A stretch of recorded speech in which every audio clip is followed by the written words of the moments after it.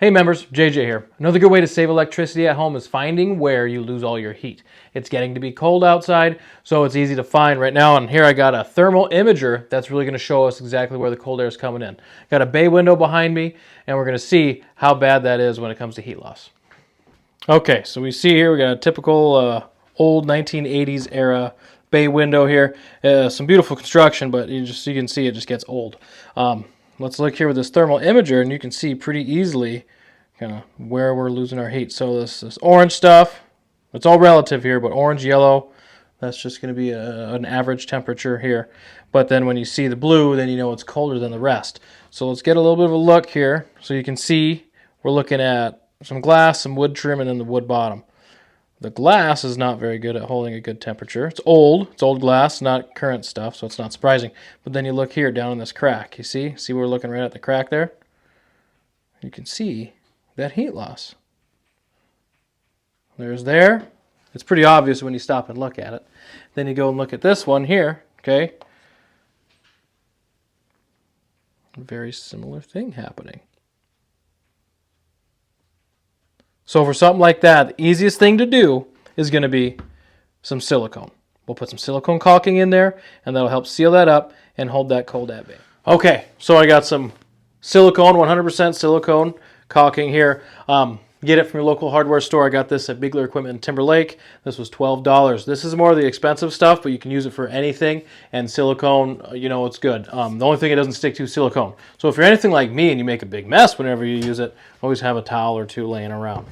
But you cut the tip off here at an angle, okay, so you can put a nice bead down on the crack, and then your caulk gun, which you also get at your hardware store, has a little deal that you can poke in there to open it up. Okay, we're open, we're ready to go.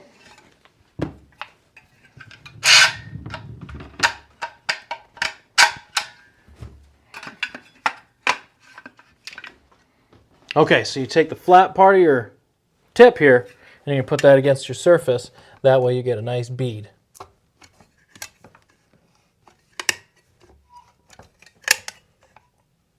All right, now we're going. Since we're inside and we're just in this bay window here, I'm going to use the clear silicone. You don't need a lot. You don't need a lot. You don't need to fill the whole gap. You're just spreading it across here from the horizontal part to the vertical part.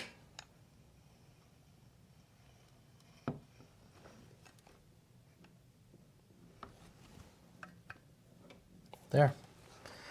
There's one side done. Now we do the same thing on the other side.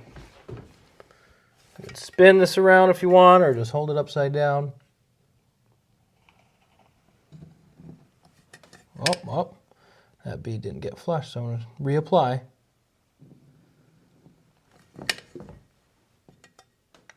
Oh, yep, I'm getting messy now. It was only a matter of time.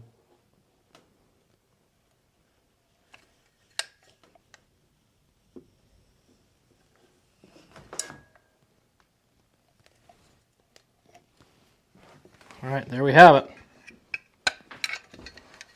There we have it. A little bit of silicone. You can seal up the gaps in your windows and save you some energy this winter. Another good way to save electricity or heat in general in old homes in our service area is going to be this plastic sheeting. Most of us have an older house. You're going to have old windows. Even newer windows, this plastic sheeting is going to help you. It adds that extra insulation layer to keep you from losing heat. So all you need to do this, a pair of scissors and a blow dryer, and I'll show you how to do it. So here it is. All that comes in the box. Double-sided tape and your plastic sheet. You just got to size it up and cut it to the size that you need, tape it, and then we'll use the blow dryer to heat shrink it. That way it's pretty see-through and transparent, and it just looks nicer and it does a good job. Let's get started. Here I am putting the tape on. It looks kind of tedious sometimes, but it's really not. You can have wrinkles in there. You just got to make sure you're following the line that you want to use, and don't overlap too bad before you take that second side off. All right, the double-sided tape is on there. Next thing I'm going to do is peel that backing off the double-sided tape, and I'm going to apply this plastic sheeting. I'm going to try to do it so I'm already on the factory edge on top and maybe on the side, so I only got to do 2 really good snug cuts, and then after that we'll use the blow dryer to shrink it. This was tougher for me than I care to admit. I couldn't get that backing to peel off very good. Then I went and got a paper cut. kind of a menace when it comes to working with adhesive, so I'm not surprised. But if I can do this, anybody can. All right, I peeled the backing off the double-sided tape. That was pretty tedious and actually a little dangerous. It is hazardous using that double-sided tape. I got a paper cut. Anyway, I made a mistake. I haven't done this in over a year, so I forgot to think about the fact that this plastic's going to want to stick to that tape no matter what, whether I'm ready for it or not. So really want to do one at a time, stick the plastic to it, and then peel the backing off, stick the plastic to it, and go from there. So this should be fun.